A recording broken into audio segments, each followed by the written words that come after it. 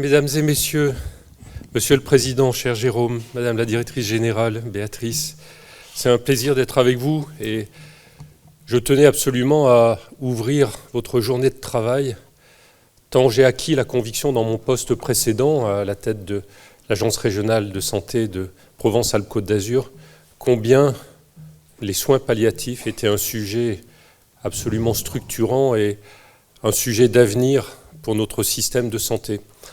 Jérôme le disait, j'ai la conviction très profonde en moi que si nous n'accélérons pas collectivement la transformation de notre système de santé vers un dispositif plus agile, plus gradué, plus bienveillant pour la population, nous allons perdre nos concitoyens qui étaient tellement fiers du système de santé français et qui se réveillent brutalement un jour avec le sentiment que tout dysfonctionne et que nous ne sommes plus au rendez-vous, nous ne sommes plus là où ils nous attendent et là où ils ont besoin de nous.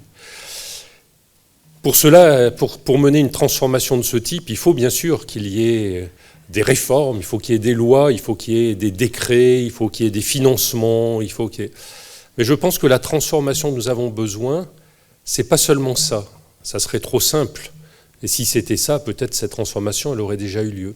Je pense que la transformation dont nous avons besoin et qu'attendent nos concitoyens, c'est une transformation du terrain, c'est une transformation dans l'agilité, c'est une transformation des équipes, c'est une transformation qui repose sur l'initiative, sur l'imagination, sur une capacité de répondre à une attente qui s'exprime à un moment donné dans un territoire donné. Alors c'est vrai, on n'est pas habitué à ça dans notre système français, parce qu'on aime bien les jardins à la française, on aime bien les systèmes bien dessinés, bien ordonnés, bien organisés, avec des belles allées, des belles perspectives, partout pareil. Mais ça ne répond plus, je pense, aux besoins et ce sentiment que nous avons pas seulement dans le domaine de la santé, dans plein d'autres domaines qui touchent la société. Nous avons besoin de répondre à des situations individuelles, et c'est là que nous sommes attendus.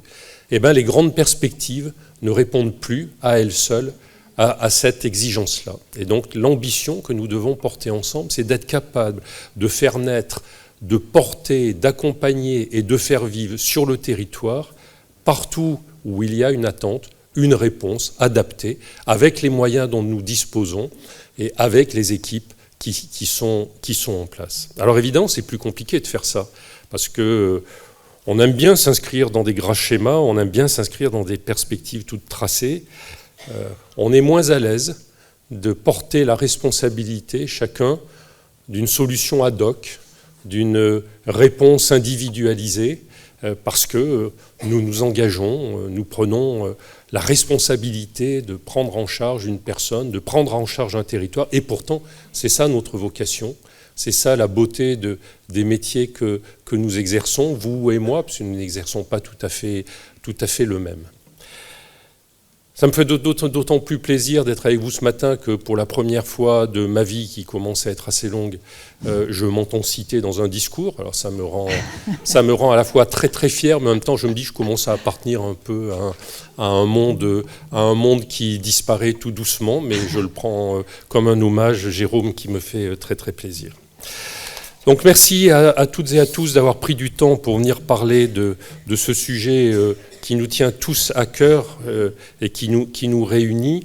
Jérôme, vous avez eu raison de saluer tous les soignants qui participent à cette grande mission du soin palliatif. Moi, je voudrais rajouter aussi, au-delà des professionnels, tous ceux d'entre vous qui s'engagent à titre non professionnel, notamment les bénévoles, les aidants, les bénévoles auprès des aidants, qui tiennent une place absolument essentielle dans le dispositif que nous voulons construire et sans qui notre système ne serait pas ce qu'il est aujourd'hui. Donc merci à tous, merci aux professionnels, merci aux bénévoles, merci aux aidants.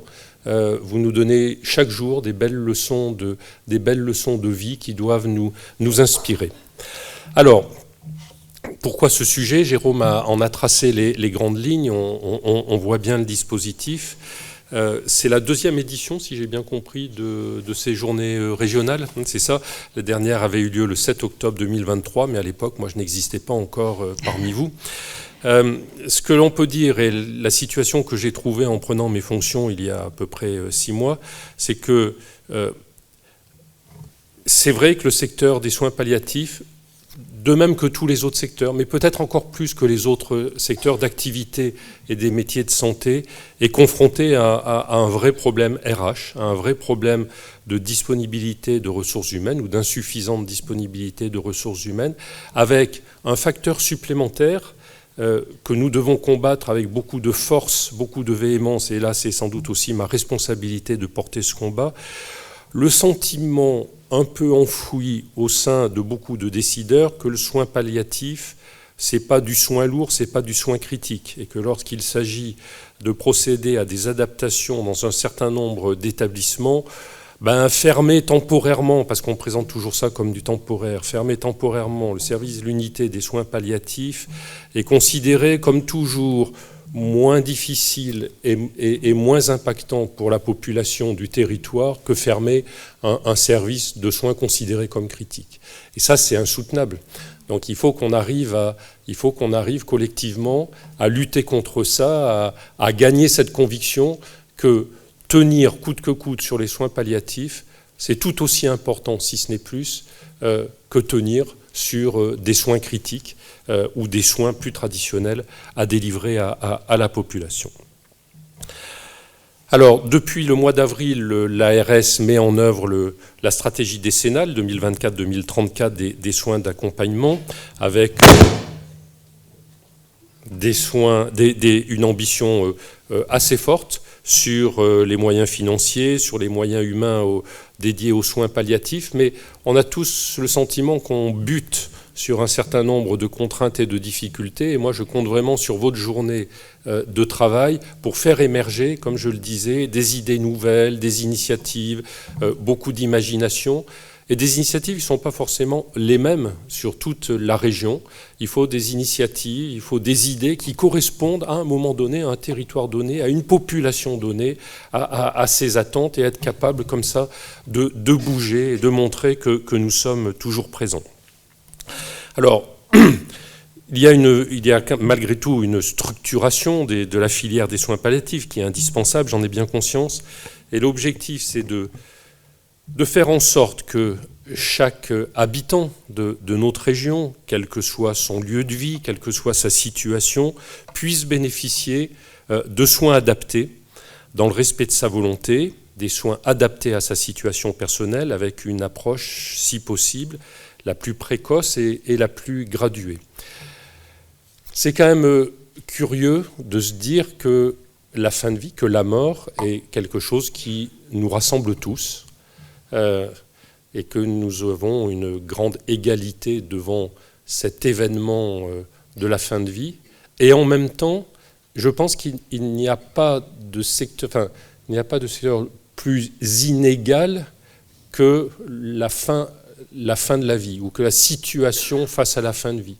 Moi, je suis très frappé en prenant mes fonctions de l'importance de l'inégalité d'accès à la santé, ou d'inégalité déjà d'accès à l'information relative à la santé, d'inégalité face à l'accès à l'offre de soins dans cette grande région Île-de-France qu'on considère comme très homogène quand on la voit de l'extérieur.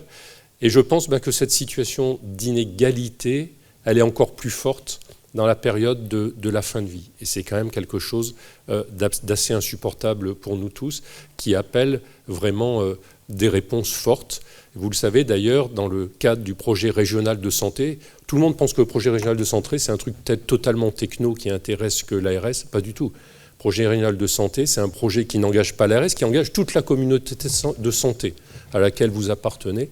Et une des plus grandes priorités du projet régional de santé numéro 3, c'est la lutte contre les inégalités de santé et apporter des vraies réponses au territoire pour que chacun se sente égal aux autres dans l'accès aux soins. Eh bien, c'est un enjeu majeur pour la thématique des soins palliatifs, et on a collectivement encore beaucoup à faire. Comment on va le faire? Non pas en ouvrant de façon désordonnée et non réaliste des unités partout, mais plutôt en mettant en place des services, comme je disais, des réponses graduées qui vont de la médecine de ville jusqu'aux réponses les plus techniques qui nécessitent des professionnels aguerris dans des unités hospitalières.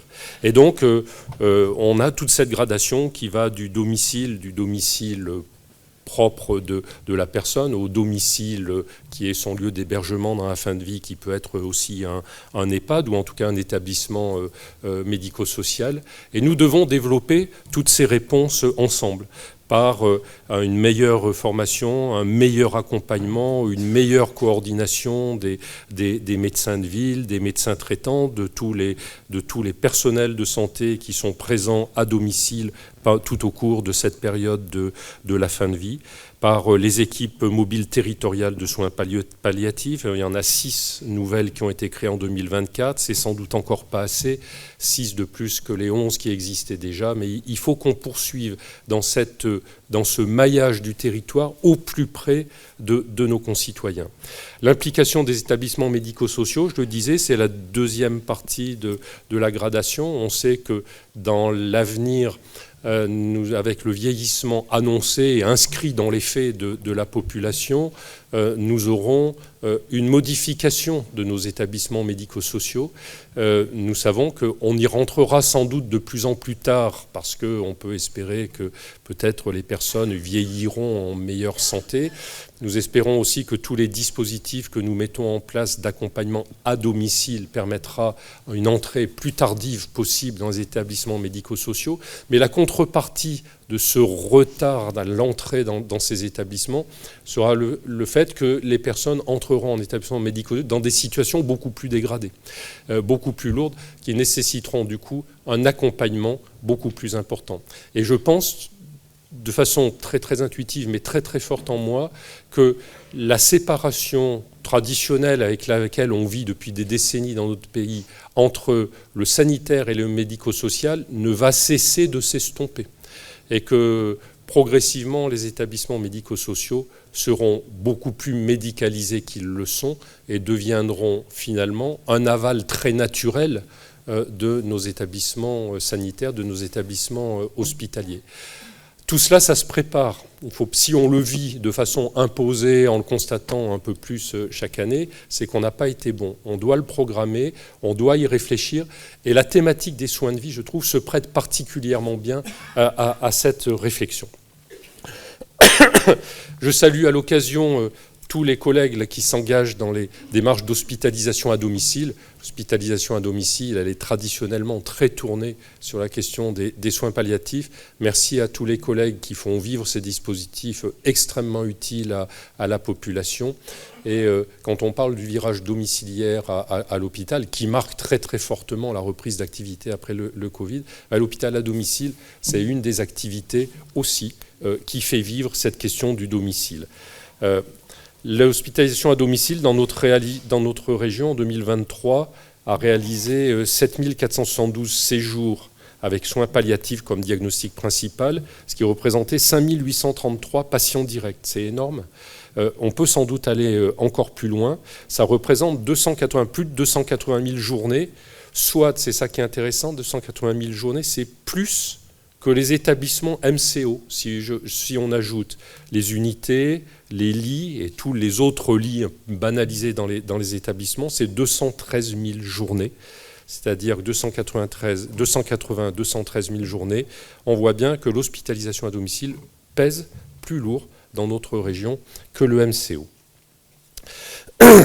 On doit aujourd'hui aller encore plus loin avec ces équipes à domicile, avec le développement des équipes rapides d'intervention qui font l'objet d'une expérimentation au niveau national et dont je rappelle que l'Île-de-France a été le précurseur.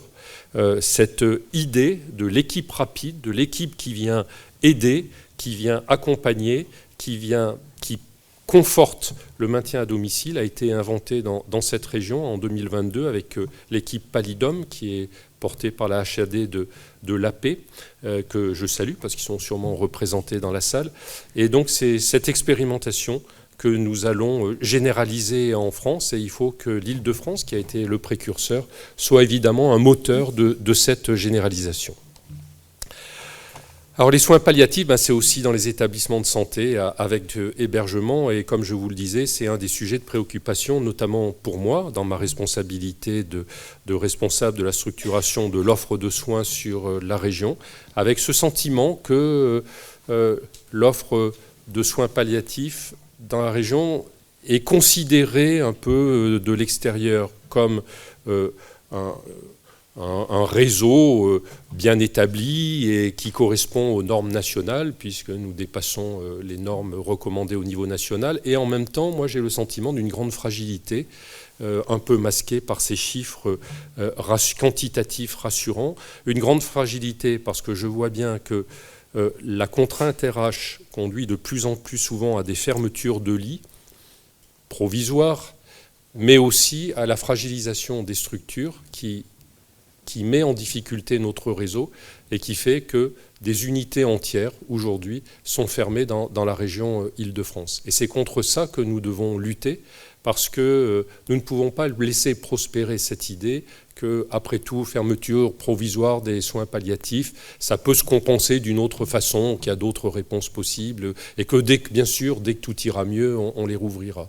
Il faut qu'on arrive à convaincre, parce que ça ne se fait pas par des normes réglementaires, mais par convaincre toutes les communautés hospitalières, les directeurs, que le maintien coûte que coûte des soins palliatifs est une ardente obligation pour nous tous, parce qu'il s'agit de la fin de vie, il s'agit de l'égalité des droits, et il s'agit de la dignité et du respect des personnes.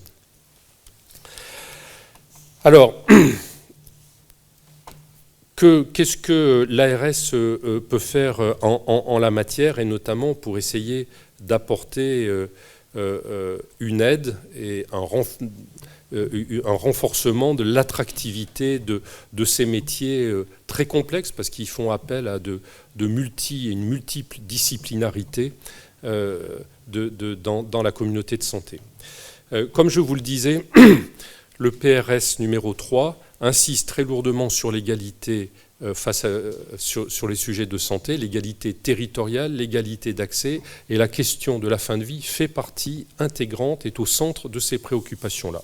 Et le PRS a un autre axe qui vous concerne pour vos discussions aujourd'hui, c'est la question de l'attractivité des métiers. Comment renforcer l'attractivité des métiers que vous exercez?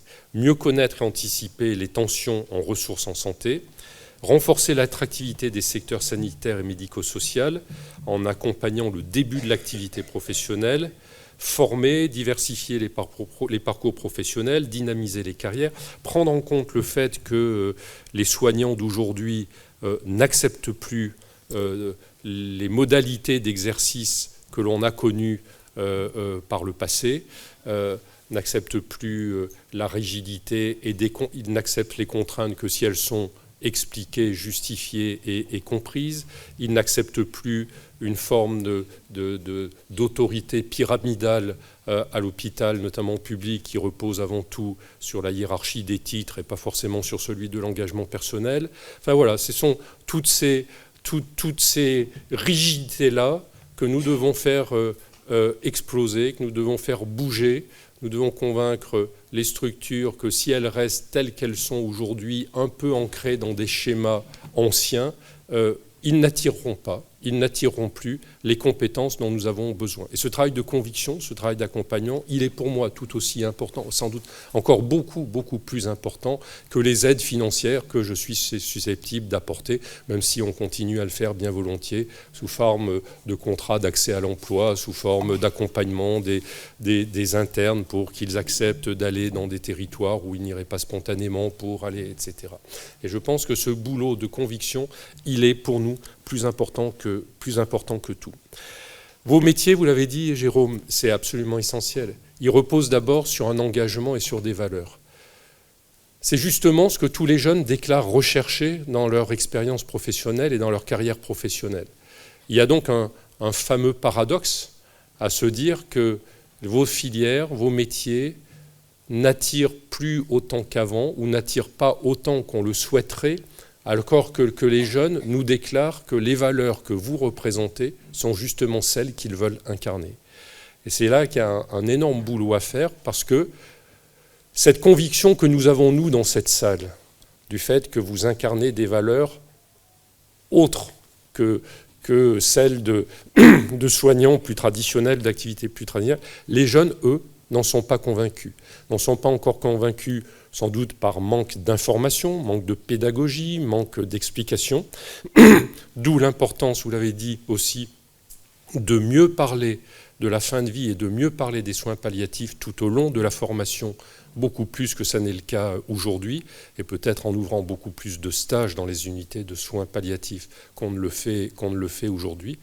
Et deuxièmement, par un travail d'accompagnement des jeunes professionnels. Moi, je suis toujours très frappé de voir, par exemple, que dans les IFSI, on sait tous que le problème des IFSI, c'est un taux d'abandon très important, notamment sur les premières années, qui dans certaines régions, je crois que ce n'est pas tout à fait le cas en Ile-de-France, dans certaines régions peut aller jusqu'à 20% d'abandon d'une promotion, c'est gigantesque.